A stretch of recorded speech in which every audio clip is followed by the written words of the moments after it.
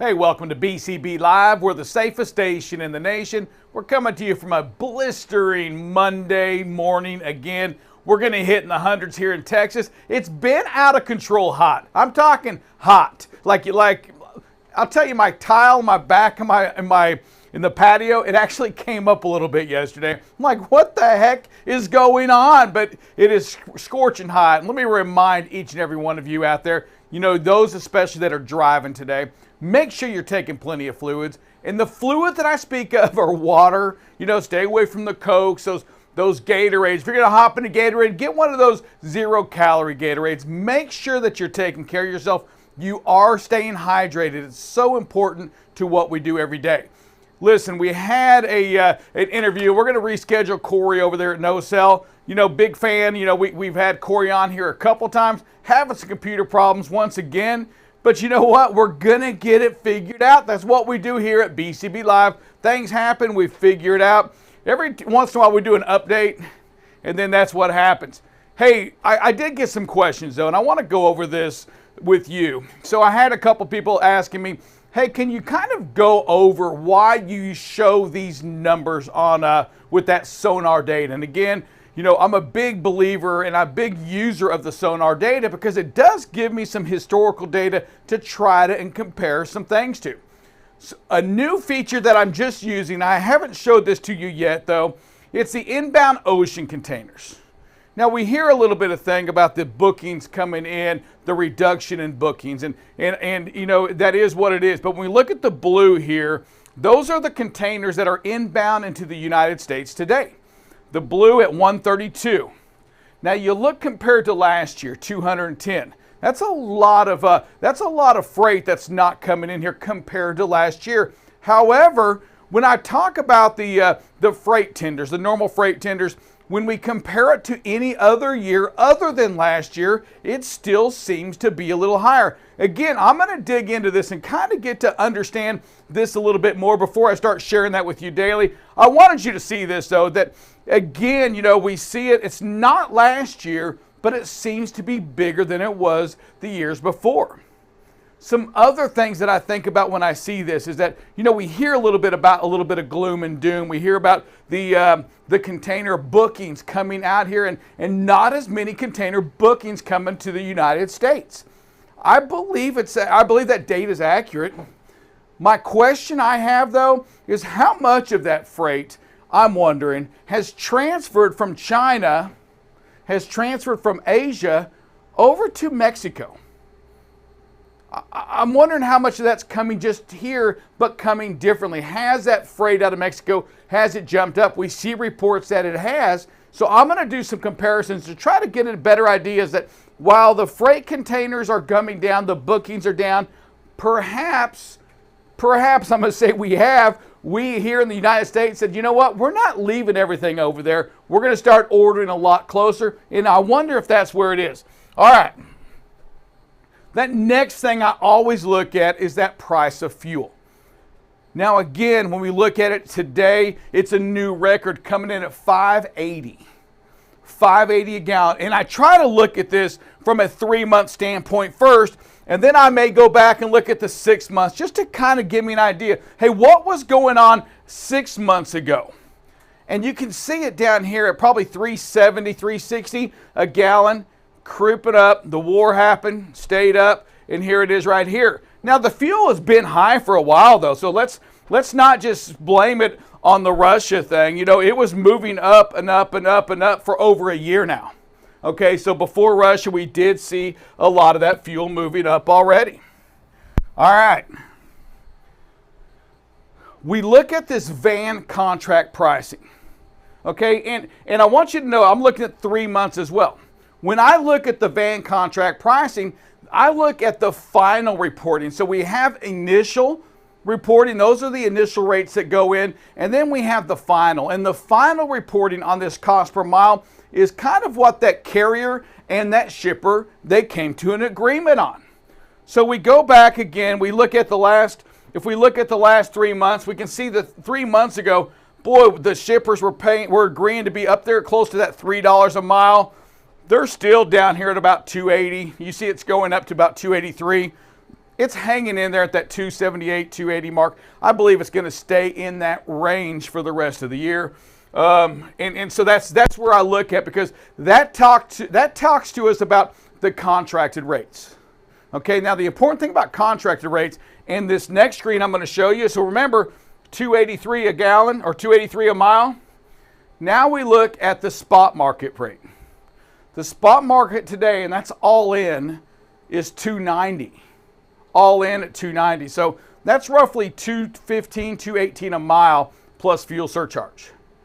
What that tells us now is that shipper, they're not so scared of taking your freight to the spot market because it's going to sell a lot less.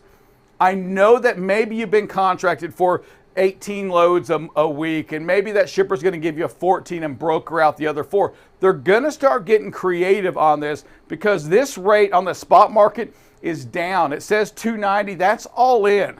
Call it 215, 220 a mile compared to that 270 they're paying on the contracted rate. They're going to start giving a lot of that freight to those, to the brokers, to the 3PL, or even to you, the trucking company. What you want to do now is make sure that you're servicing that account. If you're an asset-based company today, the last thing you want to do, because of what I'm showing you right now, because 215 a mile plus fuel, and you're at 278, 280, 283 right now, the last thing you want to do is to bring any of this to their attention. So right now it's critical that you know your safety is critical, because you don't want to have a claim on that load. Anytime you have a claim, an accident, something happens, you get people looking at the company. And the more eyes that are on you, the bigger the chance they're going to go back and review those rates. Also, service comes into play, right? Turning freight down comes into play. Because once again, you give them a reason to look at you because you're not picking the freight up on time. You don't have trailers somewhere, or perhaps you're not making that delivery on time. Well, all of that's going to come into play, and a shipper all day is going to say this: why would I pay $278, $280 a mile when for a load to be late, for a load not to get picked up, when I can pay $215 a mile on the spot market and have perhaps better service, or at least the same service? Why pay more? So the shippers, the carriers out there, small or big, it doesn't matter. You want to provide some of the best service you have right now. Customer service, pick that phone up, answer those emails, take the freight you can. Don't make them go to market. If they go to market, somebody's going to give them today's price, and odds are it's better than the rate you have, in place. Be careful, watch that. That's why I look at this. And again, the spot market rate at 290, it's not bad. I know that a lot of people are saying, we've got to go back, we need more money. Any other time you've been at $1.93, $2.24, again, that includes fuel as well. So the rates are still decent. However, that cost of fuel that I showed you earlier, that's really coming into play. The next one I look at is that outbound tender volume. One thing that we spoke about and that I really talked about before this holiday that we just had was freight was over 13,000. Would it stay there, or would it go back down to that 12,300 mark? 12.4, 12.5. The reason I believe that is because when fuel is as high as it is today, that alone is taking away a lot of that extra income that we can buy the goods. That's why I look at this. What freight tenders are being shipped out today compared to a year ago, compared to even 3 months ago? How is that talking to the fuel pricing? And today, again, with this holiday we just had and July 4th coming up, we are traveling a lot. We're spending money at those restaurants, right? We're buying fuel. Those airline tickets are significantly higher than they were before. So now you're still driving and you're paying a lot of money at the pump. And that's at the pump just when you're buying your gasoline. Hey, guess what? You're also paying that fuel on that tractor side. And I'm going to show you something in just a second. But again, we look at the volume where it was. And I'm not so concerned about where it was because I'm trying to find that consistency. Where are we going to be at today? When I go back to that month, we saw that consistent freight right around 12.6, 12.7, 12.8. We peaked right before the holiday over 13,000. We came in out of that holiday at 13,600 shipments a day. And quickly we've seen it come back down to the 12.8. I think it's going to keep going down right now. We're just in the heart of the summertime, of the vacations. We're starting to see a heightened fuel. And that's gasoline, and again, that's diesel. Record breaking, the higher that goes, the more inflation increases, the less comfortable that we, the buyers, we here in America are. We're just not comfortable. And I don't think it has as much to do with Russia and that war in Ukraine as it did, say, 2 months ago, or right when the war started. Today, we don't see it on the news every day. What we see on the news every day is inflation and are the fuel pricing. Again, it makes us realize that, hold on a second, I don't have that discretionary income that I had before. It's going away. Those on fixed incomes especially feeling the heat today. I also look at the rejections. So rejections, it's just a good thing to look at. The more freight that there is, the more rejections that tend to happen, right? Because there's so much freight. We saw that last year. And we saw rejections at 25%. Well, when rejections are at 25%, 20% doesn't matter at record volume. Remember, we are closer to that 16,000 mark. That's a lot of freight. That's all spot market rates. That's why you saw those high elevated rates last year on the spot market side. Well, we're still shipping out more than we have before. However, we're rejecting a lot less. Freight rejections today are down at 8.39, and I think they'll stay in that 8% range, but that's leaving a lot less freight out there on the market for you that rely on that spot market. Again, these are what I look at because it kind of gives me an idea, a feel of what's going on in today's market. Is that market going up or is it going down? And today when I see things, I feel like the shipments are going to continue to go down. And the lower the shipments go, these rejections will continue to go down. A lot of what I'm saying, honest to God, it's based on the seasonality that we're in right now and based on that inflation and diesel. And talking to people out there, you can feel that nervousness around the market. You can see them not spending the money that they were spending before.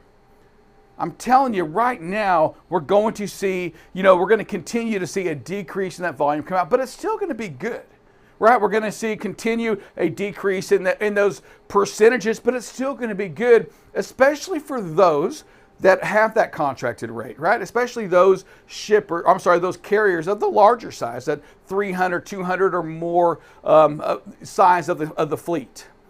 The larger the broker, they're going to be okay. That brokerage is going to start getting a little bit more competitive. You're going to start seeing some crazy rates go out in place, but I don't think the shippers are going to jump to things this year. I don't think the shippers are going to throw everything in the spot market side because what happened last year? Because of there's still not a lot of trucks out there. Because if you want dependability, you still need to focus on those contracted carriers, those that have the tractors and the trailers. The market is still crazy. Trucks are still high. Trailers you still can't get.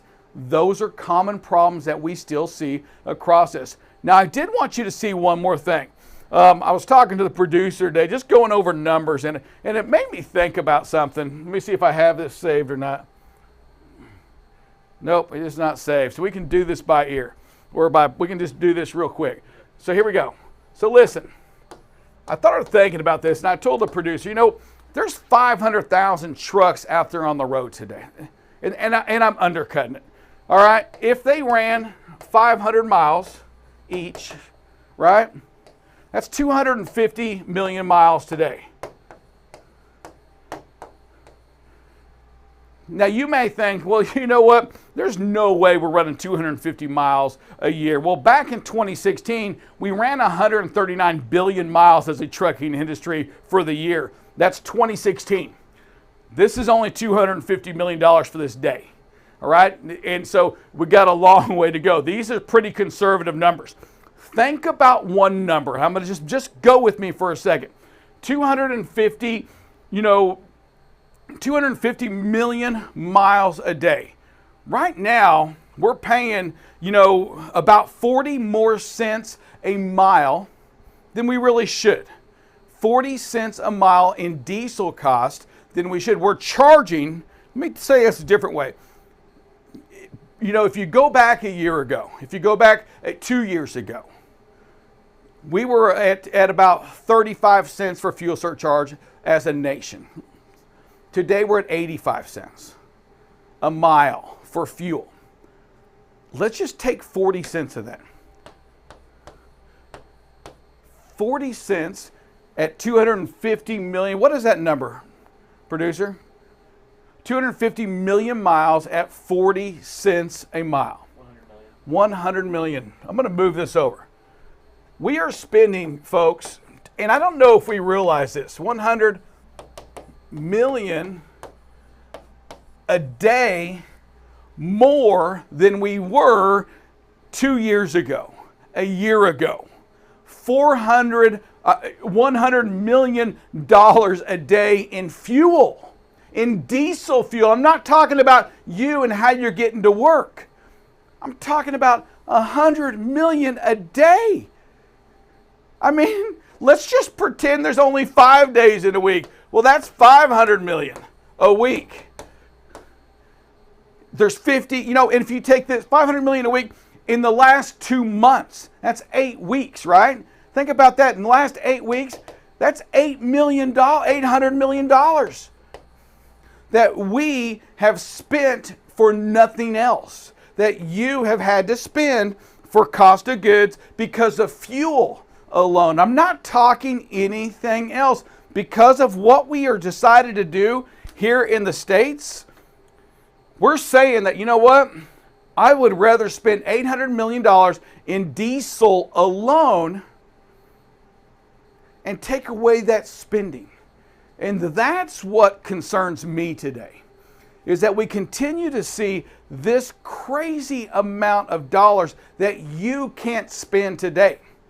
And the you I'm speaking of are you, the truck drivers, right? You can't buy things right now that you could have bought before. You that's sitting at home right now.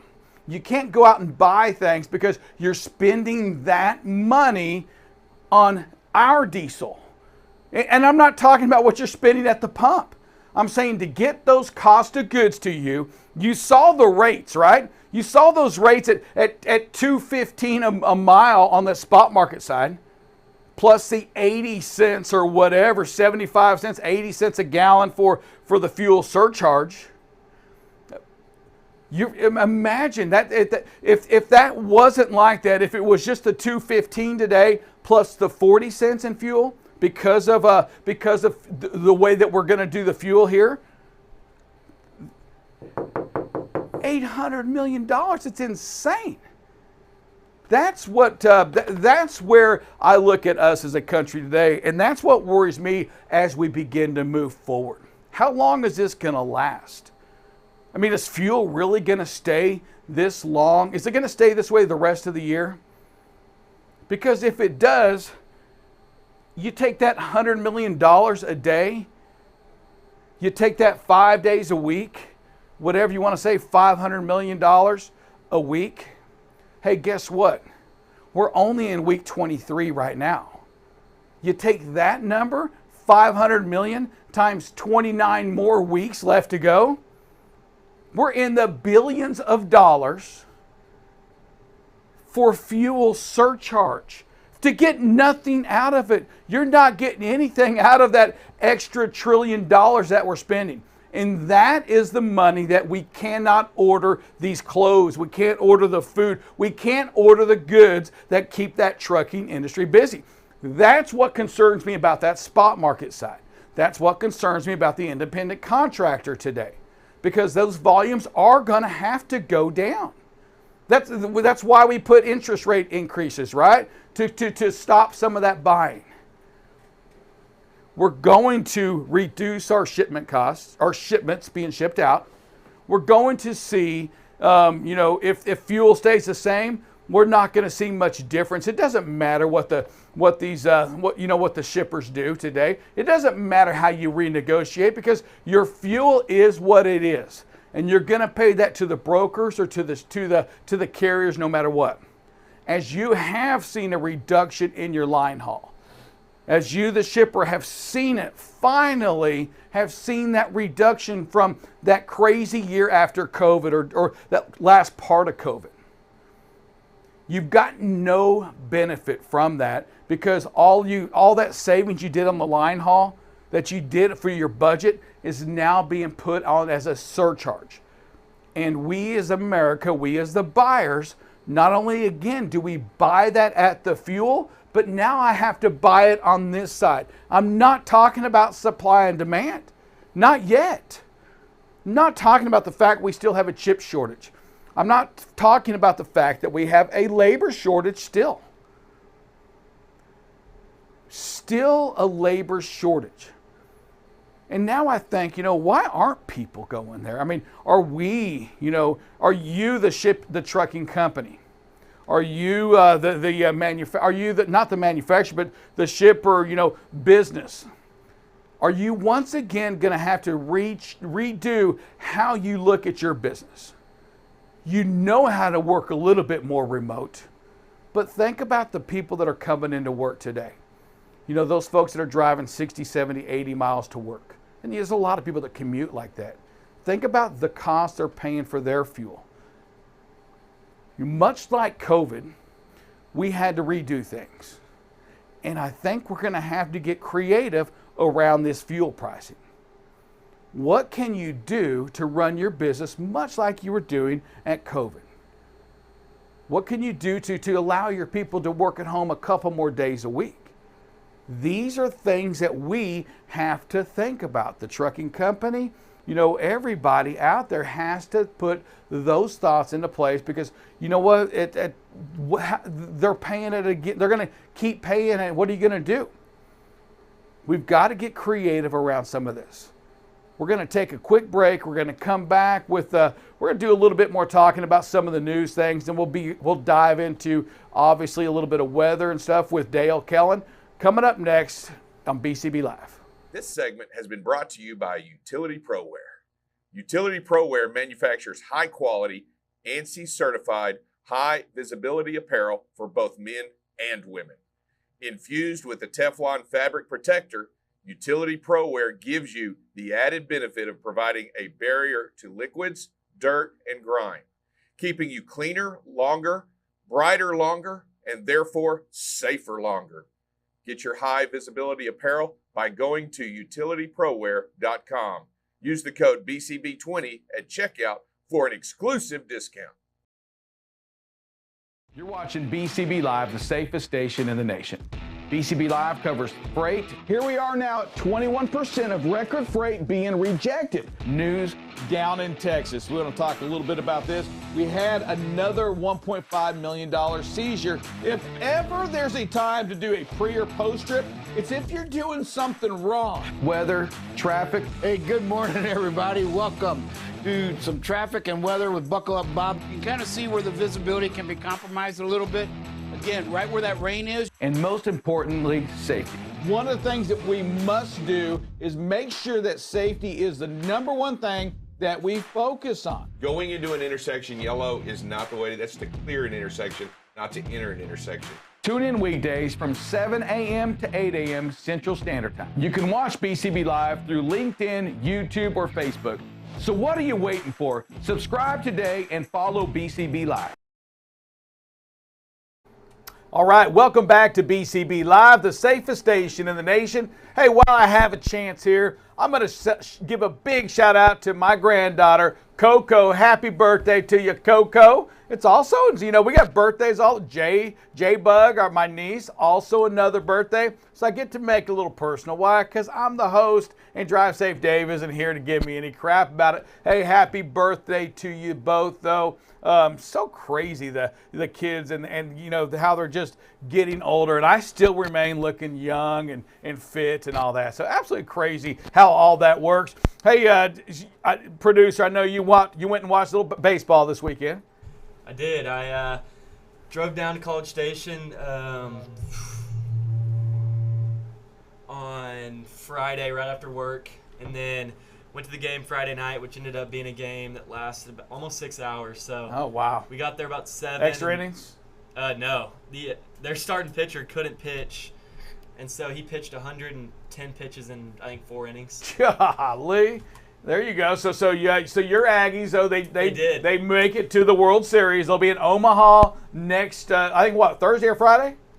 I don't know for sure yet. Depends. But we were the first team to punch a ticket, so we should be playing Thursday or Friday. Gotcha. I saw they beat Louisville. So so you have those A&M going up to Omaha. That's a cool place. I haven't been to a College World Series game there, but I've been to the stadium. Place is just cool, man. I actually had the chance to go. I believe 2 years ago, Arkansas was in the College World Series, and one of my buddies, his grandma, she's an Arkansas alum, and so she goes every year that they go and offered me free tickets. I ended up not being able to go because my family's going on vacation. But I would love to go this year. I just can't make it work. I think my dad's going to go and probably bring one of my brothers. All right. So, yeah, a little baseball. Love baseball season. It's here. My Yankees continue to just go whoop up on everybody. I mean, it's unreal. 9 out of 10 again. It's like the third time they've been 9 out of 10 or fourth time. They're at a .739 winning percentage. I think they hit 9 home runs the other day against the Cubs in one game. Unbelievable. I mean, just it's just I love it, man. That they are on target to beat the most wins in a season. So, big shout out for them. Make it happen, guys. Do it for the Gipper. Hey, right here. Aaron Judge is the best player in baseball this year so far. So yes, dude. And you know what? I love the guy for who he is. Yep. He's just a good, like most Yankees, you tend to be a top-line Christian, very little sin, just the soul, the nature of a person. That's just part of what being a Yankee's like. You don't have any facial hair. There's just nothing. I mean, they're always just top-of-the-line people. I mean, I heard a really cool story about him the other day where this guy, he's a trainer for the Diamondbacks. It was right before Judge got drafted. They had a bunch of guys out for just a little hitting stuff, just kind of feel them out. And Judge showed up 30 minutes late. And then, he was the coach of the Diamondbacks asked the trainer to stretch this guy out when he got there. He was running late. So he stretched him out, and he was amazed how big he is because he's like 6'5", 240. He's huge. He's 6'7". He could be, or 6'7". He's a big dude. I mean, he could be starting at tackle in the NFL if he wanted to. But he went out there and hit probably, I think the guy said almost every ball he hit in that BP was a home run. And the Diamondbacks had the chance to draft him and completely passed on him. And he, to this day, says that is the worst decision he's ever seen by a management. Yeah, a lot of people think. I think when you're that big, they don't know what to think. Even when he was his first year, he was just a mammoth of a guy, but nobody knew, can you be that big and play the sport? And I think the answer is yes. I tell you, I watched a movie yesterday. It's a basketball movie with. Oh, the Adam Sandler one? Yeah, the Hustle? Adam Sandler. Hustle. I love that movie. That was a good movie. Really good. So is that based on any kind of truth or not? No, I think the whole point of it is kind of the reason they did it is due to the fact that the presence of European players is getting so much higher in the NBA with Luka Doncic, the guy in the movie Juancho Hernan-Gomez. Yeah. He's a good young player, and so I think it was a good time to make a movie like that just because of the popularity of these European guys. That was cool. A lot of NBAers in that too. Oh my gosh! They were all over that thing. That was the thing, like his big rival guy, that's Anthony Edwards, he was the first-round #1 draft pick for the Timberwolves. He's really good. I didn't realize that's who it was until the end of it. I said, I got to see who all these players were because there's no way you find some of these guys that can shoot like that that weren't NBAers, like just extras out there on the movie set that shoot like that. We've seen how those guys shoot, and that aren't professional players, those actors. Like your boy Zac Efron on High School Musical. Yeah. None of those kids knew how to play basketball. That's one of my movies growing up. Well, did you ever get to see that movie Hidden Gems or Cutting Gems by Adam Sandler too? The other one. Oh, yeah. So love that one. I really think he's turned the entire page on his acting career with, I mean, he can act. Yeah, and he's done a lot of that directing too. So yeah. he really went from acting to directing. I think this is the first movie he's made in a while now. This one here, because he's been doing a lot of directing, and now he makes it back to the screenplay. Phenomenal job. Great job, him, Queen Latifah. I'm a big Queen Latifah fan as well. Love the way she acts out there. She always can play her part no matter what. Hey, listen, we got Double Check Dale coming up next. A lot of weather. And I'm going to tell you before he gets on here, if you're thinking about it, you haven't done it yet, go get you a bottle of water. Stick away from that coffee for a second. Throw some water in that bottle. Get some grapes, get some fruit. Get ready because it's hot out there, folks. Make sure you're taking care of your body. Also want to remind you of this. We're still in COVID season. You know, it hasn't left us completely. So make sure that you continue to wash your hands. Make sure that you continue to follow those same protocols. Wear gloves, fist bump, do all of those other things. You know, take care of yourself. Still look out for that bubble that you're in. We need you, folks. You are our heroes. You've been there for us, and we still need you today. Coming up next, you have Dale on BCB Live. This segment has been brought to you by Utility ProWear. Utility ProWear manufactures high-quality, ANSI-certified, high-visibility apparel for both men and women. Infused with the Teflon fabric protector, Utility ProWear affords the wearer durable clothing with a great fit to afford the highest degree of safety. Get your high-visibility apparel by going to utilityproware.com. Use the code BCB20 at checkout for an exclusive discount. Hey, welcome back to BCB Live, the safest station in the nation. You got Double Check Dale here to look at some weather, and there is, like Sir Rick said, it is going to be hot. It's going to be hot this week. Hey, so just be prepared for it. Get that water, get a couple extra bottles with you. It does not take long for that heat to sap it out of you. Let's take a look at, let's just start with some winds first today.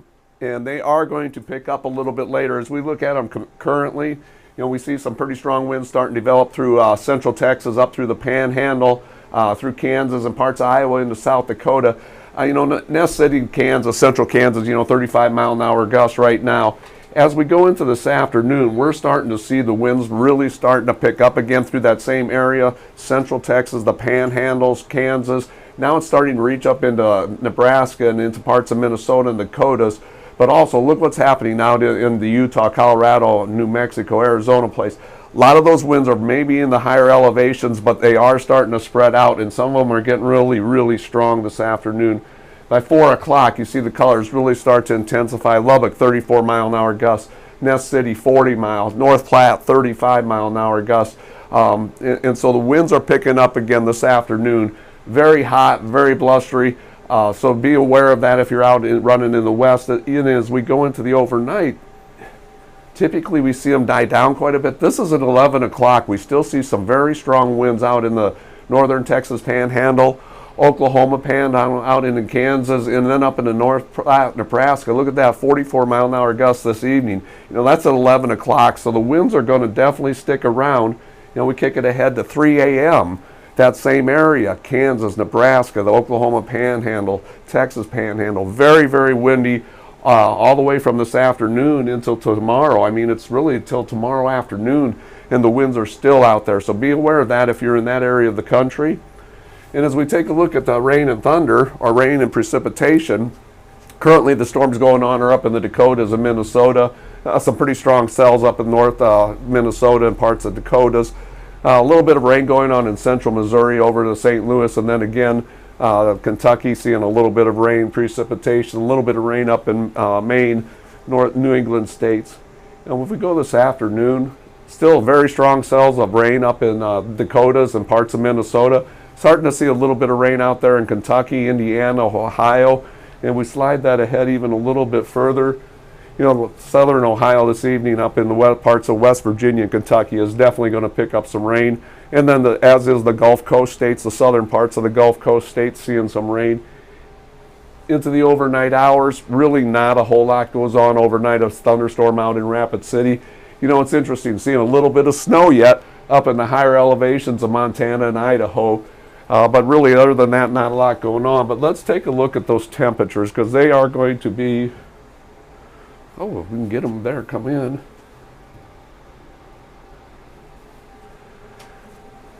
Oh, I don't know what I got going on with the temperature, so I'm gonna just lay off the temperatures, other than tell you that for the next 5-7 days, we're gonna see 100-degree temperatures, or right around the 100-degree plus temperatures in Texas, all across the southern United States, southern tier of the United States.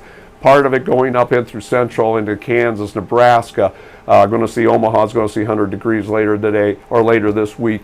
A lot of humidity associated with it, so man, take care of yourself out there. Know the signs of heat stroke, heat exhaustion.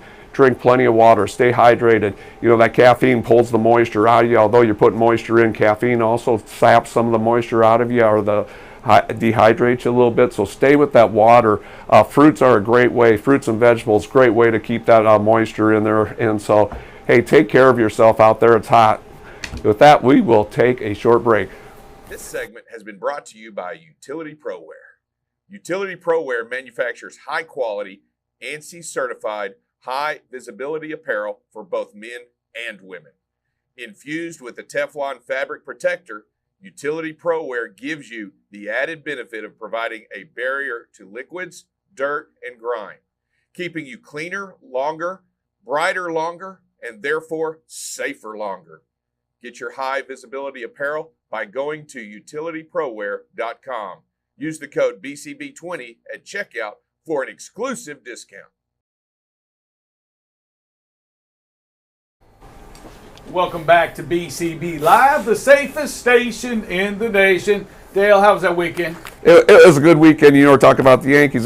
That's why I don't play for the Yankees right now, because I'm not clean shaven for them. So well, we would not allow you. We they would would struggle not with you letting you be a fan with a beard. I was watching the Angels play last night for a little bit, and I think they're trying to get that Boston Red Sox look on them. Remember the old Red Sox? Oh, yeah. They look gruffy and all that. But that was a mean team. I think they pulled that off. Johnny Damon had that beard going on, but once it came to the Yanks, they made him clean up. I'm telling you, you got to clean yourself up to be a Yankee. You got to go, and that's confessions on Sunday. You got to make sure you're a top-line person. That is why I love that Yankee team, just because they're good people. Yes, they are. Yes, they are. And they got a little bit more money than a lot of people to spend. That they do. One of the things I always liked about the Yankees is their name's not on the back of their jersey. It's one of the very few teams out there where their name is not on the back of the jersey, because they always said it's more about the name on the front than the name on the back. And so I've always appreciated that about them. Yes, that's okay. He's trying to compare the Aggies to the Yankees. Oh, that's come on. Happening. Let me tell you, that's not happening, my friend. Hottest team in college baseball, hottest team in Major League Baseball. You know what? You may be onto something. It's the no name on the bag. That's what makes that happen on that. Hey, what do we got going on in safety? We got a lot going on in safety, but we're going to talk about situational awareness today. Situational awareness is the first ring in the safety chain. You must be aware of your surroundings at all times.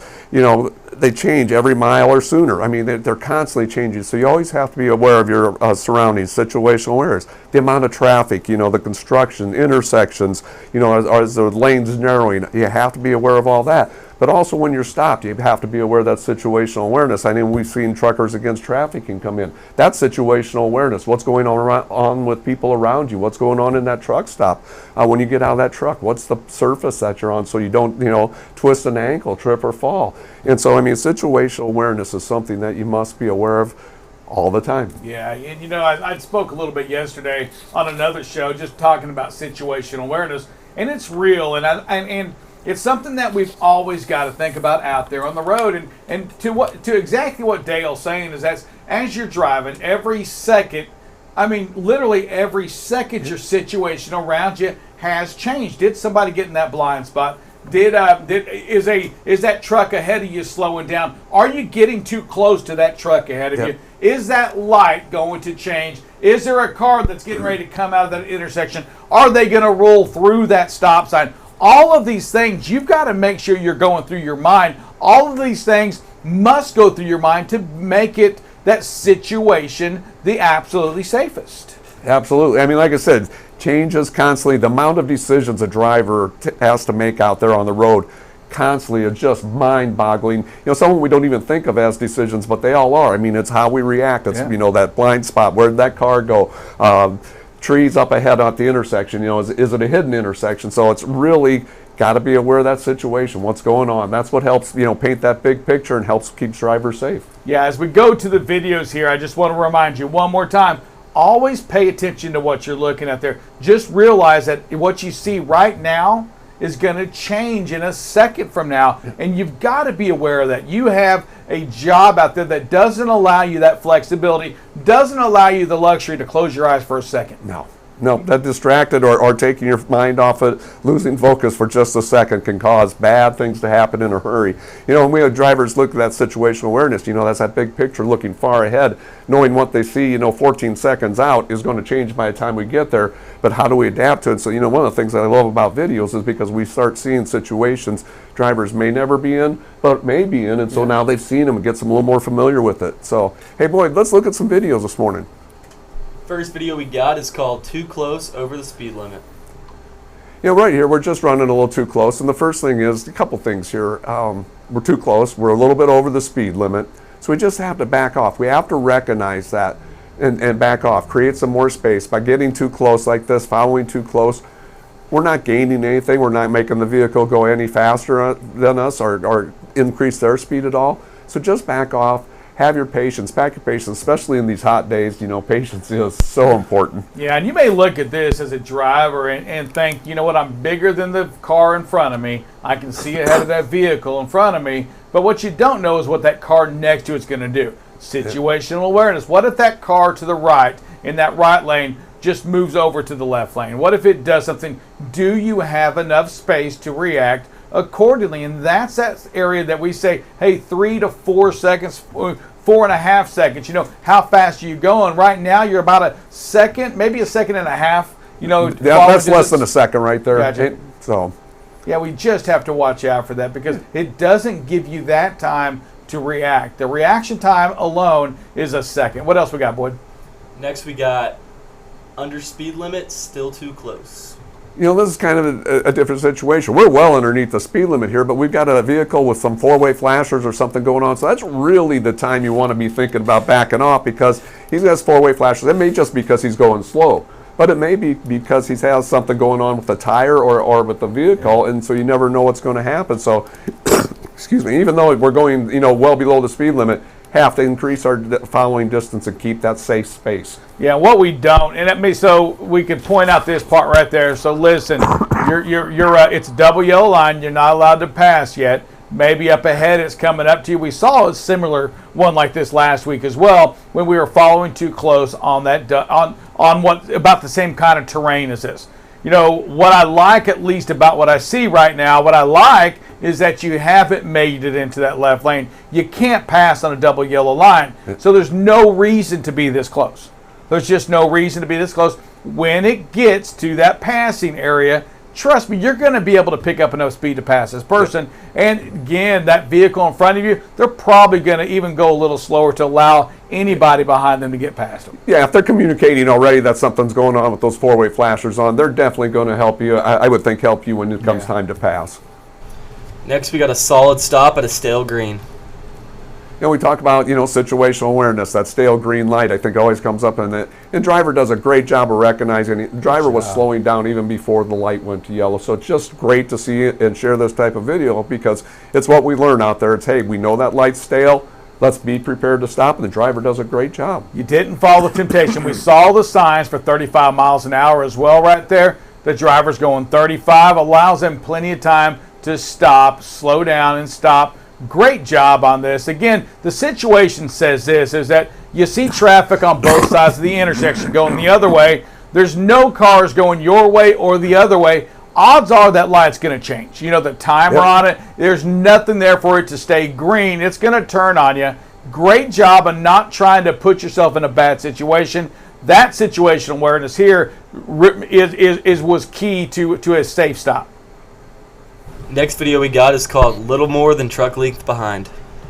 You know, this is just, again, following too close, and so it's well less than a second. And when you look at it, now you can see that it's just a little bit more than than a truck length. And so folks, gotta back off. I mean, if you don't trust the camera here, if you don't trust the technology that this is too close, just think about it. You know, that's a 70-foot truck, 75-foot truck, and that's all the distance we have between you and the vehicle ahead. And so, man, we have got to learn to back off when we recognize we're too close. Yeah, think about the situation awareness, Dale, and talk to me a little bit about things that should be going through somebody's mind right now on the situational awareness part. Well, situational awareness, I've taken away my big picture, okay, because now I'm too close behind the vehicle ahead of me.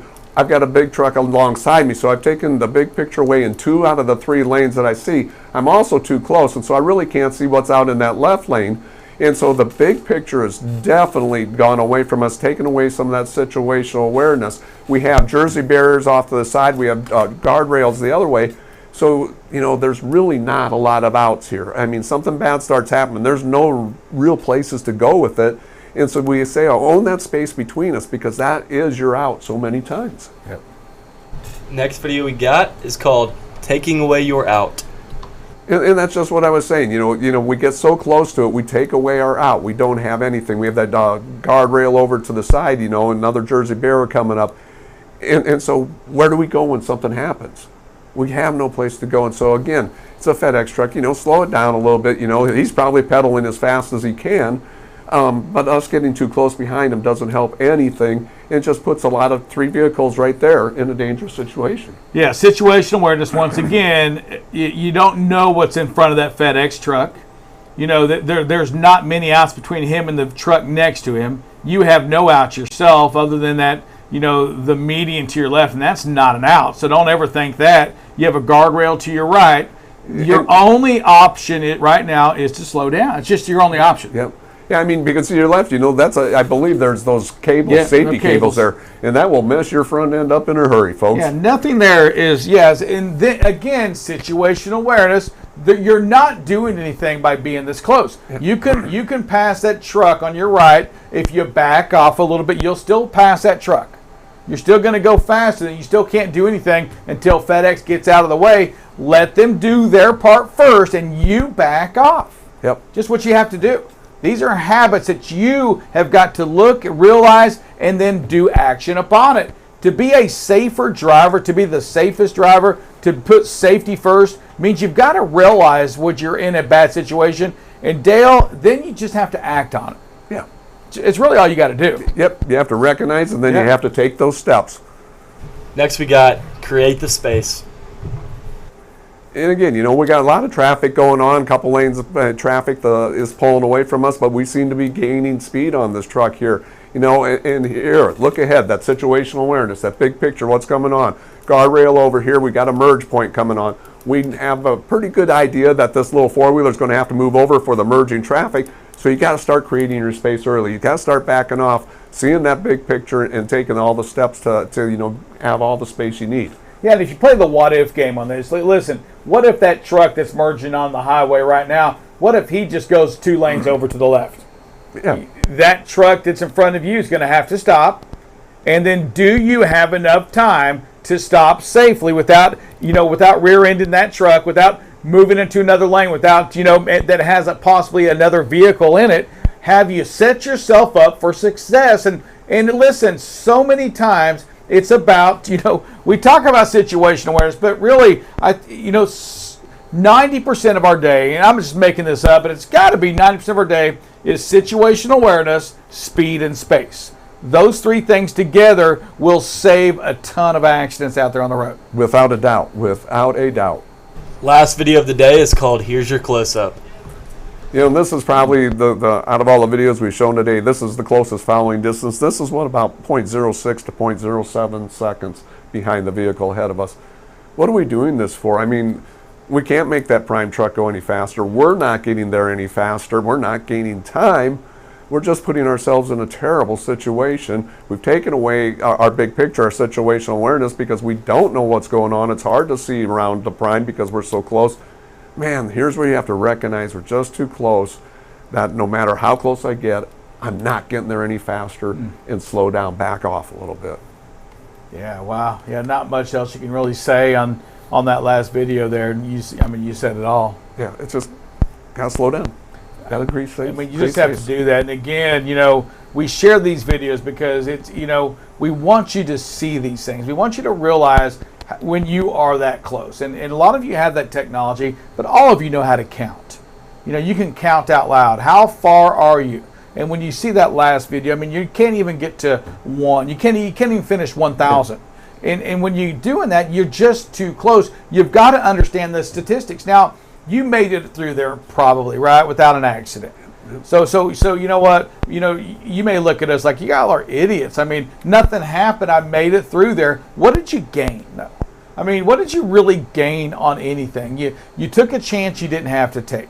If something had happened, then what happened? And you know what? I can say this. We see a lot of these 70 cars, pile-ups. A lot of those people had the same thought until they rear-ended somebody, until the traffic stopped. And they didn't have that room. A lot of them had that exact same thought that y'all had in these videos that we saw today. Following too close, they all were the same thing. They were like, y'all, I could do this all the time. Nothing's ever happened. Says everybody until it happens. Don't allow yourself to get sucked into this. Allow yourself to be a better leader on the highway, to show others the way it's supposed to be done. And when you find yourself in that situation, and I'm going to tell you, you're going to find yourself in that. It's not going to go without it happening, 20 times today, but you still have the ability to back off 20 times today. And when we see these videos, Dale, some of these, the driver had time to react on it. We didn't see that reaction like we really want to see, right? Yeah, that's correct. And Rick, we look at all these videos and we see that, but how many videos we've also shown to where we've got the great following distance, traffic does come to a stop, and the truck, has room to come to no issues.